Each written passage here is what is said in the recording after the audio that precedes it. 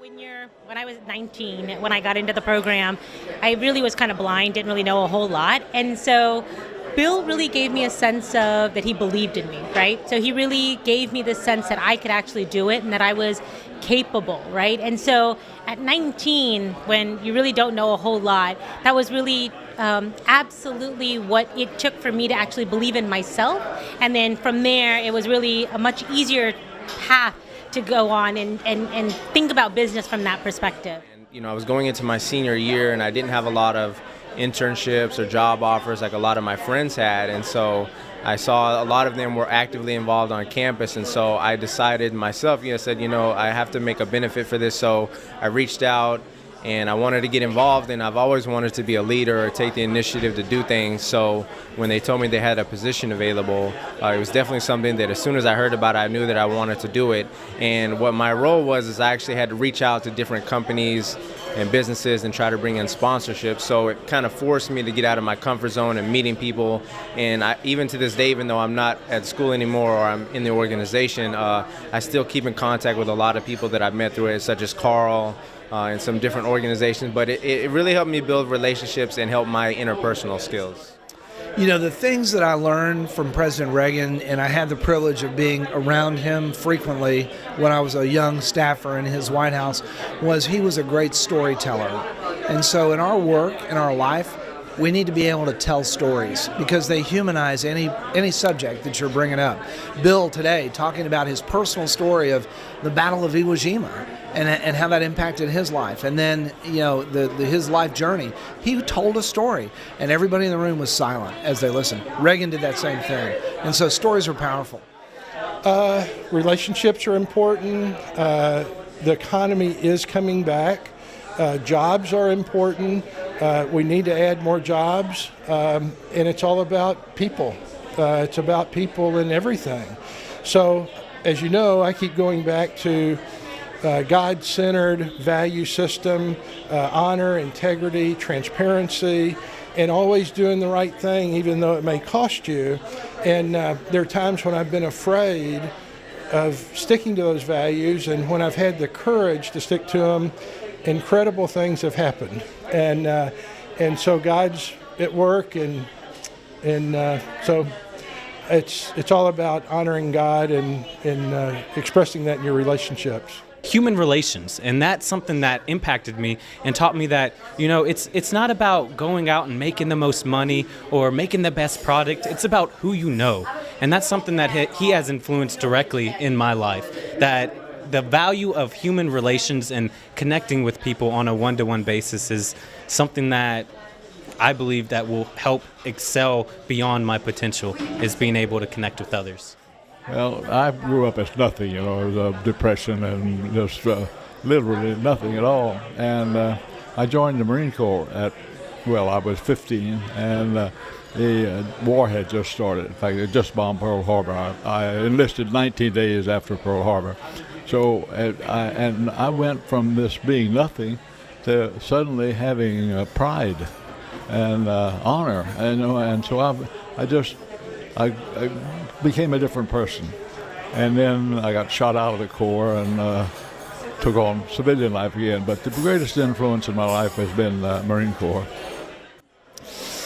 So the stories that you heard today was just a smidgen of the stories that you absolutely hear from him. So the wisdom that he imparts on you is tremendous. And so everything from business tactics to just how to handle and talk to people, how to lead, how to interact with individuals, all of these things that you need on a daily basis for everything from your personal life to your professional life to leading and managing a team of employees. All of that are just life's lessons that Bill has taught us. Absolutely. Bill's comments really resonated with me because I say to people all the time, the world turns on relationships. No matter what we do in life, what kind of business we're in, or our married life or our home life or our professional life, it is really all about relationships. So my work is as a major gift fundraiser for HBU. It is relational. It's not transactional. So that was very important.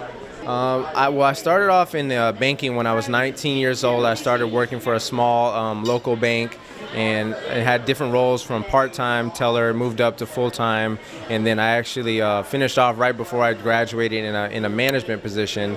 And so I spent about 9 years. I learned the whole works from banking, well, loans, credit cards, checking, savings, the importance of budgeting, just the all-around thing that I felt like at a young age it really helped me avoid some of the pitfalls that some people have fallen in before. So I would say that's my background and experience in.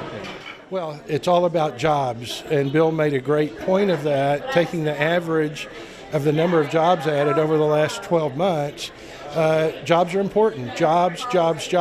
And so we're seeing a dramatic increase in activity. Business has been great for us since about last July or so, and it continues to be good. We're getting in new clients, and our existing clients are doing well.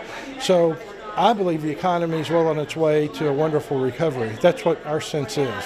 The Wolf Center of Entrepreneurship has opened up opportunities that I never thought would be available within my life. It has also taught me that entrepreneurship is not just knowing about finances or accounting or any marketing. It's actually about learning what's in your heart and learning about your values and your dreams and connecting goals to that. And that's something that I believe is absolutely unique with the Wolf Center of Entrepreneurship, is that it not only focuses on the book smarts, but on the emotional intelligence of its students, connecting your heart goals with your head goals, as well as your values with your dreams. Yeah, things look good right now, and but they're chancy. We haven't seen it out. So you saw the gamblers run the market crazy, but that happens. That's not the real economy. Through that all, the real economy stayed pretty steady, and it's in what I would call a fragile recovery. If nothing happens to stop it, it's going to recover more. So you have to be watching events to see what it's going to actually do.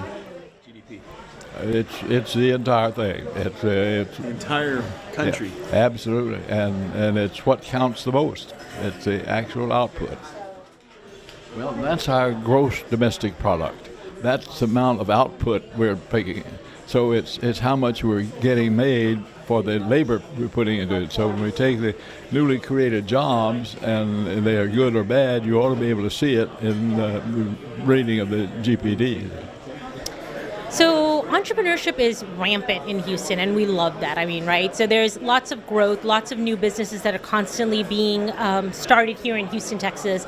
And so one of the ways that we do a lot of things is we do a lot of networking. We do a lot of just sitting on the board for other alumni businesses to help them to foster their growth, whether it's finding funding, whether it's being being on their boards, working with them. So connecting them with the right other entrepreneurs to actually get them further and fueled further down this road. What I was really excited about was I was sitting at a table with students from HBU and U of H's entrepreneurship programs, and they were enraptured listening to this man in his 90s talking about his life experience and what he was able to accomplish, largely based on relationships.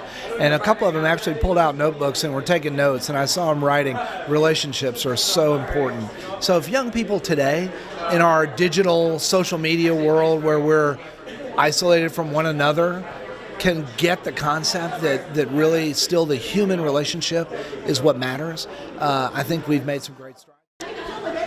My takeaway from today's luncheon, it has to do with just Bill Sherrill and the man that he is. I was just talking to him, and I recently started reading his book, and it's amazing the amount of detail and the day-to-day information that he gives you. And he's just going from a 15-year-old high school dropout to being in the Marine Corps, which is something that's very decorated even to this day, and it just going through his challenges. And one thing I read early in the book is a quote that really stuck with me, and it was whether you take or you're forced responsibility on you, but whenever you're responsible for the outcome of events, that's the awakening of leadership. And that's something that really stuck with me because in certain situations you may not always want to take it on, but sometimes you're forced to take on responsibility, and it's either a fight or flight. Well, when I was born, it was less than 200,000 people, so it was a small thing. And then by the time I knew it, we were in the Depression, so I wasn't aware of much that except getting small jobs and what have you. So again, when I went in the Marine Corps, it took me away from Houston, and I was away for that period of time. But when I came back, we went to school here at the University of Houston, and therefore I was part of the city's growth. I was growing while the city was growing, and then I got to do some things. I went into real estate, and real estate was really good. So it was good for me. I felt my success. Our job market being Houston. Houston's in the forefront of almost anything that's growing and changing because it accepts new ideas and it will jump in on them. The present changes, robotics and battery for electric automobiles, all of that is happening. We're going to be guided from here. Not at all. It's just that if you don't have it made when you have a college degree, you still have to go out and make it. But if you don't have that college degree, you're not even going to get in the race. So it's very important that you get a college education. You got to get past the front door. Exactly right. Well, thank you so much, Bill, for your time. It was such an inspiration to hear you speak, and I'm honored to know you, sir. Thank you very much. It's an honor, sir. Thank you. Bye-bye. Bye-bye. So Bill's always a tremendous speaker, and what it always brings home for me is that just really understanding that everything that happens, not just in our private little businesses or on a little city, but on a national scale, really affects who we are and what we're doing in business. So it's always important to keep that perspective as you're doing your businesses. That's a great question. It's something that I'm actually trying to learn right now, being with a major oil company. And those are the same questions that I ask, because we all think about, all we hear is the renewable energies and going electric and all these different things. But one of the things that I've been reassured about was that in the long term, that may be a solution, but for the next 20, 30 years, the way that our energy is set up and how the global demand is still increasing, you still have the need for coal and oil and those different things that have been around. But I do think that there's a position that renewables need to be thought about, and you see a lot of the major oil companies investing in that, especially Shell playing a big part of that. But I would say it's going to stay around for a lot of what we've already seen. But as far as the new portions of it, it's something that they're committing a lot of resources to going forward. Well, once you get to know someone and you can understand the things that may motivate them and try to connect with them on a valued-based level, I think it's the beginning of a wonderful relationship that could provide a lot of great mutual economic opportunity throughout your lifetime. Well, it's very important in client development and maintaining good client relationships, recruiting, maintaining good employee relationships, development of our culture. It's very, very important for us. Relationships are important. The economy is coming back. Jobs are important. We need to add more jobs. And it's all about people. It's about people in everything. So, as you know, I keep going back to God-centered value system, honor, integrity, transparency, and always doing the right thing even though it may cost you. And there are times when I've been afraid of sticking to those values, and when I've had the courage to stick to them, incredible things have happened. And so God's at work, and so it's all about honoring God and expressing that in your relationships. Absolutely, entrepreneurship in general. They teach us to have a CEO perspective, and so I look at as whenever I graduate, I will either be following my dreams of opening up my own consulting firm, or following behind a fellow entrepreneur and being an entrepreneur within his organization and help him surpassing his potential for his own organization. I believe that will give me the experience that I need to go and open up my own firm potentially. If that opportunity is not there, I still believe that I will be equipped to go on my own and start my own firm as well. Well, they inspire you. They criticize you without criticizing. They let you criticize yourself, and so they make you move towards reasonable things to do. I'd tell them that eyes are open and watch out. That have it. Go ahead and take a run at it. If it's good, hooray. If it's bad, work it out. Next month, well, we have some incredible speakers coming up. Bill King, who's running for mayor. He hadn't announced it yet. I'm going to try to get him to announce it for us. Bill King will be one of our speakers. Kim Ogg, we have our district attorney. We have an outstanding invitation to her for June.